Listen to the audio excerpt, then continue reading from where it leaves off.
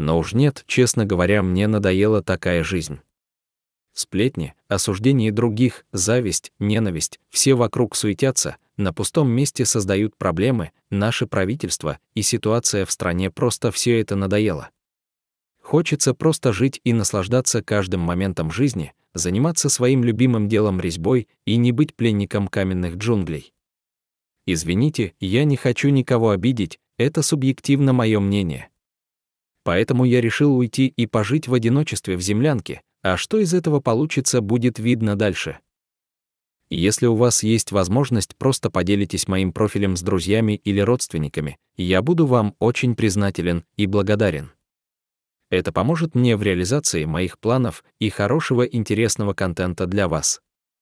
Огромное спасибо всем вам за вашу поддержку и активность. Благодарю за внимание. Дом отшельников в тайге. Побывал в гостях и показываю, как им живется без цивилизации. Добирался я к ним долго.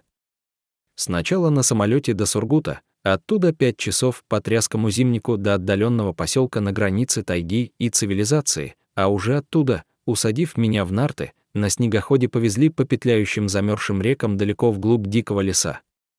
Около 3 часов бесконечного пути.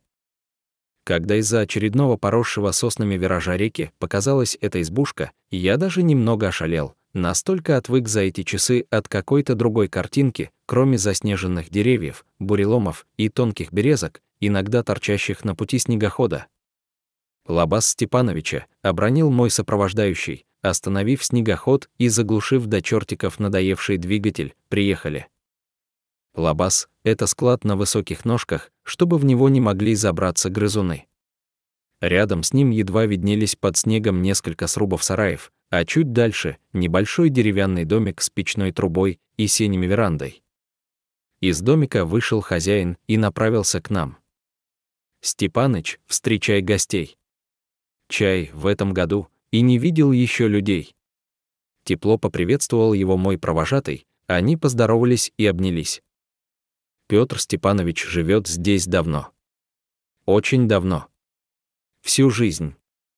Когда-то здесь было небольшое поселение на десяток домов. Люди жили, ловили рыбу, охотились, сдавали советскому государству и жили с продажи добытого.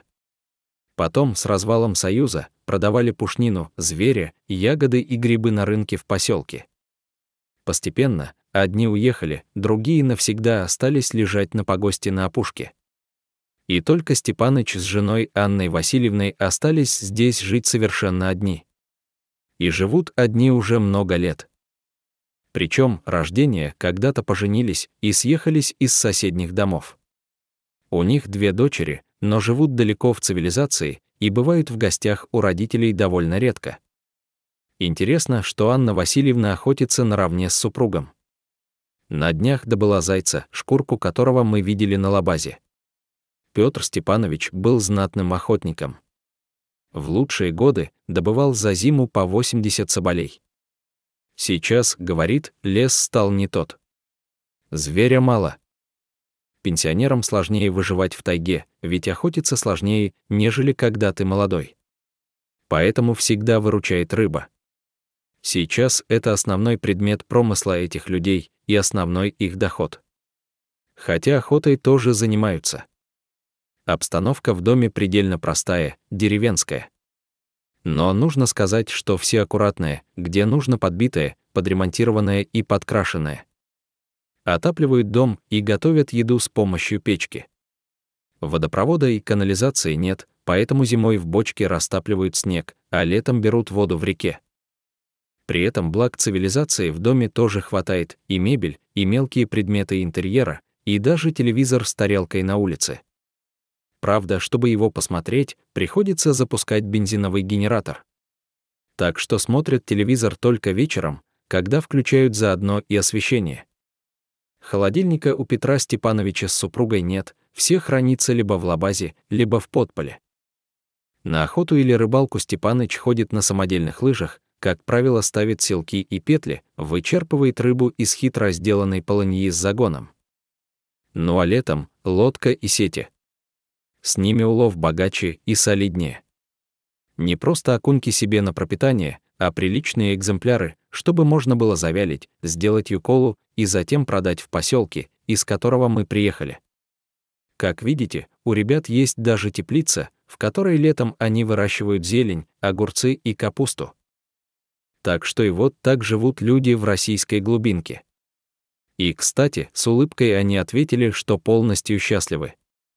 Также хочу вам рассказать еще одну интереснейшую историю одного человека, который добровольно ушел жить в лес. Рассказываю от первого лица. Жить отшельником. Всем доброго времени суток. Хочу вам поведать небольшую статью об моей причине и желании жить в лесу. Я не готовился к выживанию и жизни отшельником. Это получилось спонтанно, просто хватит откладывать мероприятие, мотивируя отсутствием необходимого снаряжения и т.п. Я решил идти с тем, что есть, и обходиться тем, что будет в дальнейшем. Сам того не ожидал, что удастся построить землянку так дешево. Изначально я хотел уходить намного дальше, но, как мы все понимаем, действительно отшельничать и начать жить без всего, вдали от людей без снаряжения практически невозможно. Поэтому я отложил задумку на будущее, когда будет возможность на покупку оборудования и всего необходимого. Ведь там, вдали, много чего нужно для начала, чтобы создать основу для последующего развития. И поэтому я решил уйти в отшельники на берег реки в 5 километрах от города. Это мой район и привычный климат, к тому же я всегда могу вернуться в город, чтобы зарядить АКБ и закупить продукты питания. Также у меня будет интернет, правда в этом месте сигнал очень слабый, но все же есть. Конечно, заработок очень мал, но это не главное, лишь бы хватало на интернет и покупку необходимых продуктов, к примеру, соль, масло, муку, мыло и дыр.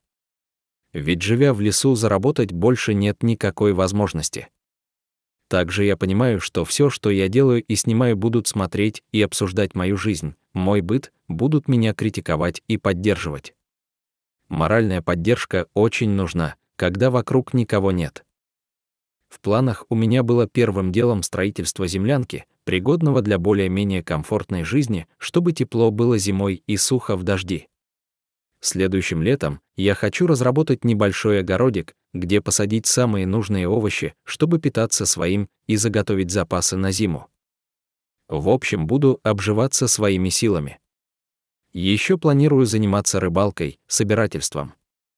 Иногда в голове всплывают вопросы, а надо ли мне все это, может начать жить как все, то есть ходить на работу, зарабатывать бабло и погружаться в социальную жизнь.